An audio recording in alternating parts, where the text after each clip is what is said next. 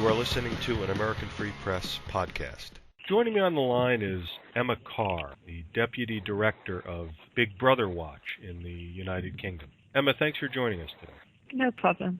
Emma, before we get into this article that I saw on Christian Science Monitor's website, Report London No Safer for All Its CCTV Cameras, for the benefit of the listeners, can you let them know what is Big Brother Watch and what do you do for them? Big Brother Watch is a civil liberties and privacy organisation that was founded in 2009, and we have a kind of vested interest in kind of database security and CCTV and anything that impacts on our civil liberties and privacy and security. Okay, and what do you do for Big Brother Watch, or BBW? What don't I do? We do a lot of independent research on things such as our recent CCTV report. We also keep an eye on the various civil liberty infringements that take place within the UK and also abroad. So this could relate to smart meters being installed by your electricity and gas company, ANPR system, which is an automatic number plate registration, which a kind of a flash of a light can register your details if you've driven past one of these cameras, and all of that information is stored on a central database. And so our concern is who has access to this information and what it's being used for. Okay. Now, as you said, Big Brother Watch was just recently founded in 2009. Yes. How is BBW funded, and who were the top funders?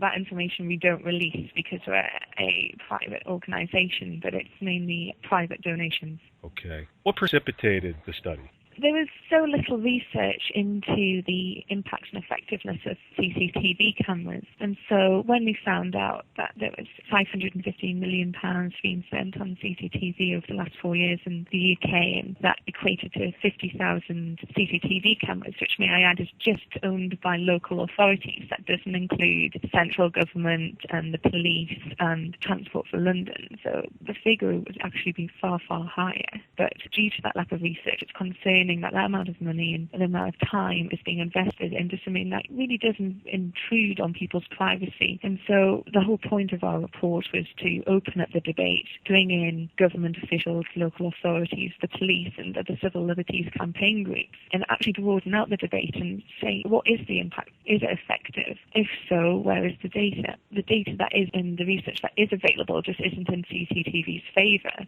Here, I found what I was looking for before. It said financial report for this research paper was provided by the Politics and Economic Research Trust. I guess they're a charity. Yes.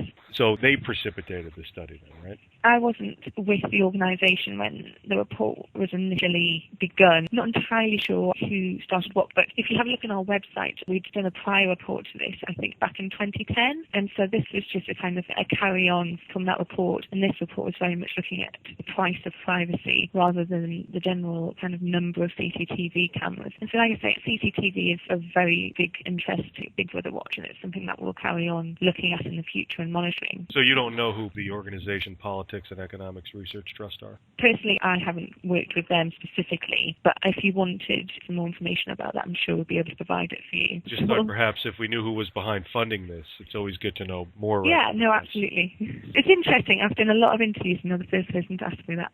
Yeah. Sorry. No, I that's fine. know, it's just quite interesting. You know us Americans. Yeah, absolutely. Yeah. Now, I see that in the report it said that starting on November 3rd of last year, you sent out a bunch of FOIA, Freedom of Information requests to, yes. I think, 434 local authorities across the United Kingdom. And yes. in the request, you asked for the cost of CCTV installation, operation, and maintenance, and the salary costs of yes. CCTV operators broken down to fixed and mobile cameras. So that was basically how you got the info, and that other study, yes. like you said, from 2010. But one question before you get into it, or before we get into it. Of course, here in the United States, we have states. But yes. I guess over there, you guys have something called local authorities. Can you explain to the listeners, what's the difference between local authorities and states? Well, our equivalent of states, I guess, would be regions, kind of for Northeast England, Scotland, Wales, Northern Ireland, Southeast England. So that's the difference between state and region. Local authority is a lot more to do with, I guess, a local council. They call different things in England depending on what kind of authority they are. Right. So that's more to do with kind of cities. Right, or counties, I guess, right? Maybe. Yes. So let's look at the study now. Okay. Can we substitute CCTV if we wanted to with surveillance? Yeah, I guess so. I don't see there being a huge difference. I guess with CCTV there's an ambiguity about what that camera is there for. That's what a lot of the local authorities and the councils have come back to us with. Those CCTV cameras could be multi-purpose or they could be there for single purpose. Thank you. Your report is called The Price of Privacy, How Local Authorities Spent 515 million British pounds, which I guess you have to multiply that by about 1.5 for the U.S. equivalent, on CCTV in 4 years. So the local authorities spent close to $1 billion on... Over 4 years. Over 4 years. Close to $1 billion on cameras, and what you found out was that there really is no correlation between the cameras and better crime statistics or decreased crime.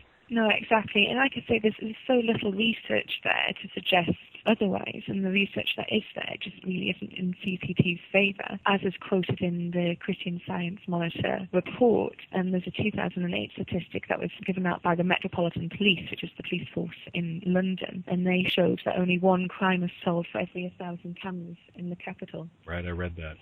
It's not too good. Now, no, exactly. You say in the report that there are currently at least 51,600 CCTV cameras controlled by 428 local authorities in Britain.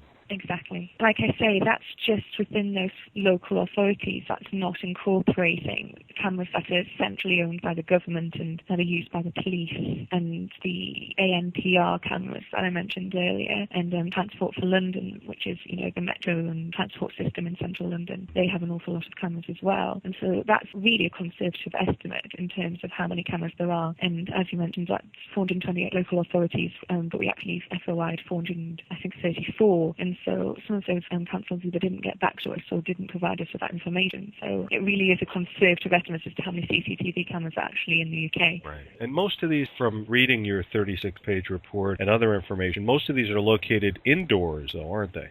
Yeah, they can be. Some of them are fixed and some of them are mobile, and so it's very hard to establish just where those cameras are. And that's one of the reasons that Big Brother Watch has released some policy suggestions for government and local authority. One of those suggestions is that the council should have to release this data. We shouldn't have to send a Freedom of Information request as an organisation to the council to get this information. It should be easily and freely accessible to their local residents, and that information should tell them where these CCTV cameras are located and what they're being used for, and just how effective they actually are. So right now there is no regulation on CCTVs? No, there doesn't seem to be. There is some, but again, this is why we've written this report. There seems to be very little acceptance that we seem to be heading into a situation where CCTV cameras are being used with the kind of misapprehension that they do kind of catch criminals. And it's not our place to say that they don't, but when there is such a lack of research that is out there and available, there definitely needs to be some dialogue on this. And I think from looking at our research,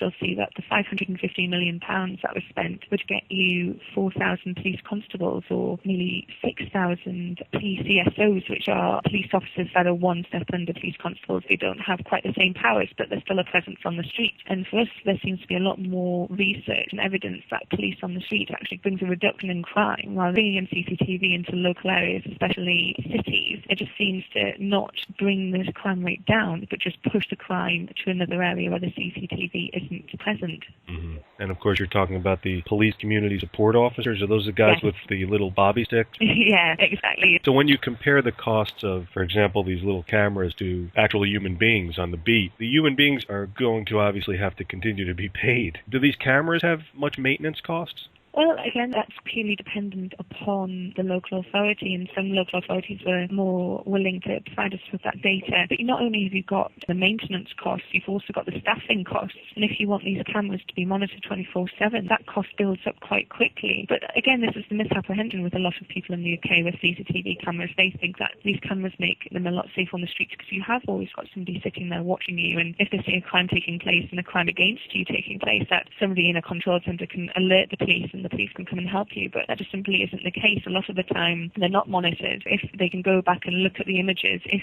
the crime has taken place, and try and use it for evidence. But again, a lot of the time, the images just aren't good enough quality to be used in a court. Right. And it seems like, at least from what I learned, their most effective use so far has been to protect cars in parking lots, what you call car parking. Yeah, absolutely. The research that is there says CCTV does seem to work when it comes to parking offences. But in relation to other things, we need to kind of reevaluate what CCTV's impact actually has been on crimes. Have there been polls done about how citizens feel about all of these cameras surrounding them? I don't think there has been. If there has been, then I'm not directly aware of them. But I mean, that would be a very interesting poll to see. And it would also be very interesting to see if people were aware of how many CCTV cameras were in their local area and what they were being used for. Right. I read an article in The Guardian that talked about all these statistics, that there are however many cameras pointed at your average citizen there, and that an average person goes by 300 cameras a day. Is that true? Yeah. Or is that... That's the average for central London, which I think would probably be slightly different to the rest of the UK, but that's still quite an alarming number. But one of the stats that was included in our report was that Britain's currently home to 20% of the world's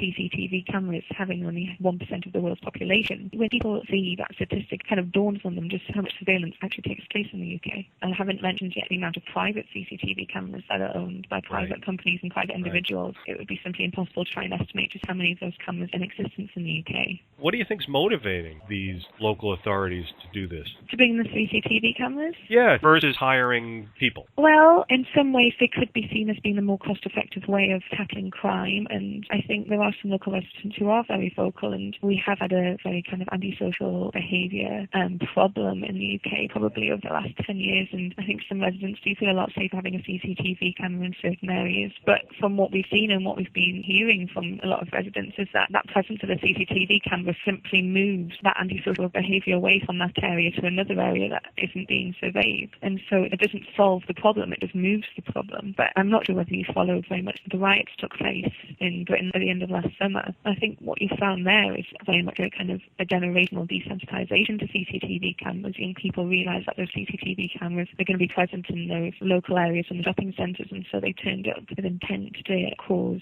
damage, and they just simply covered their faces, knowing full well that if they couldn't be identified, then those images would be no use to the police. And so, again, it doesn't solve the problem, it just moves the problem, and it moves criminals to kind of take actions that they probably wouldn't have done so before. Absolutely. The cameras are there, but if they know how to outsmart them, then what's more effective, a camera or an actual cop on the beat? Exactly. You mentioned antisocial behavior. Sure. Can you elaborate a little bit on that? What exactly do you mean? That can cover anything. Some people would deem antisocial behaviour as, just a group of young people hanging around on the street, quite a large group, and just being slightly intimidating for kind of people walking by. That could be kind of drunk and disorderly behaviour. It could be anything that could constitute criminal damage. It could be noise disruption. It's a very, very broad term that's related to quite a lot of various offences that range in seriousness.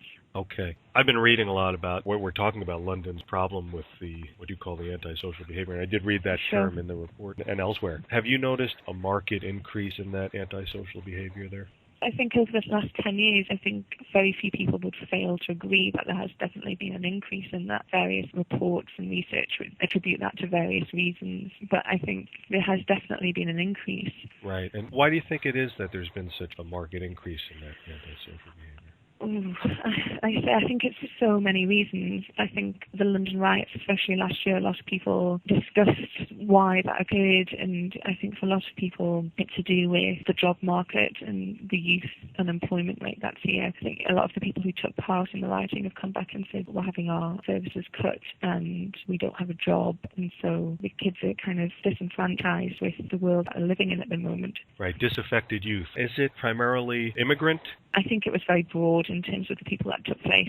Okay, so it wasn't focused on one or two groups? No, I don't think so. I could be wrong, but from what I've seen, no. It was broad-based, okay. Yeah. But really, this is primarily the reason for all of these cameras, then? Yeah, somewhat. I think it's something that's kind of crept in over the kind of last 10, 20 years. People have seen the impact that it's made on parking in some ways, moving along some of this antisocial behaviour from central areas and shopping areas. But I think every council experiences audiences, a different crime rate and a different demographic. And it's been interesting looking at the actual figures of, the highest spenders and the highest number of cameras and seeing if there is any correlation between the demographic in that local area. I mean, for instance, Birmingham, which is at the highest total expenditure on CCTV cameras, and they came to nearly £14 million over the 4 years. And they actually had a project recently called, I believe it was called Project Champion. The cameras were brought in by central government and they were pretty much there as an anti-terror project, and they were based very much in kind of a Muslim area, and this didn't go down very well with local residents, and they actually pulled the project and uninstalled the cameras before they'd even gone live because people kind of cottoned on that this was taking place, and they didn't feel that targeting an ethnic group, so to speak, so directly was an appropriate way of kind of generating an anti-terror project. Why not? We do it here in America. Well, indeed. There's news out today that the White House is funding the New York Police Department's surveillance of Muslims. And you have a Protection of Freedoms bill that contains the CCTV Code of Practice. You want to bring this to the lawmakers there? That's actually going through at the moment. There's some amendments going through in relation to CCTV and having a national CCTV Code of Practice. And that's going through Parliament at the moment, and they're looking at the amendments and looking to see whether we could bring those policies in. Mm-hmm. I think the danger that we have at the moment is that the technology is getting so much more sophisticated and expensive that now is the time to kind of assess whether it's effective and whether we need it. I mentioned Birmingham again, which is known as the UK's second city. They've spent £14 million on a lot of very new technology, and that top technology includes cameras that have loudspeaker phones attached to the camera, and so they can have somebody sitting in the control room, and if they see a crime taking place, they can literally shout at the person that's doing this, inform them that their image has been captured and tell them to stop. It's very kind of, I guess, for a lot of people, very Orwellian. That definitely comes at a price in terms of people's privacy and the price kind of to the taxpayer as well. And so that kind of technology needs to be questioned, and it needs to be looked at in terms of who is monitoring that technology, why are they monitoring it, for what purposes, and what do they do with that information once it's been gathered. Does Big Brother Watch accept donations? Yes, we do. And they could do that right on the website? Yes. Okay. And the website is bigbrotherwatch.org.uk. Emma Carr, the Deputy Director of Big Brother Watch, I want to thank you so much for the time you took out today explaining all this to the listeners, and looking forward to see how all this unfolds with the legislation and your policy recommendations. Looking forward to speaking to you again. Great, thank you.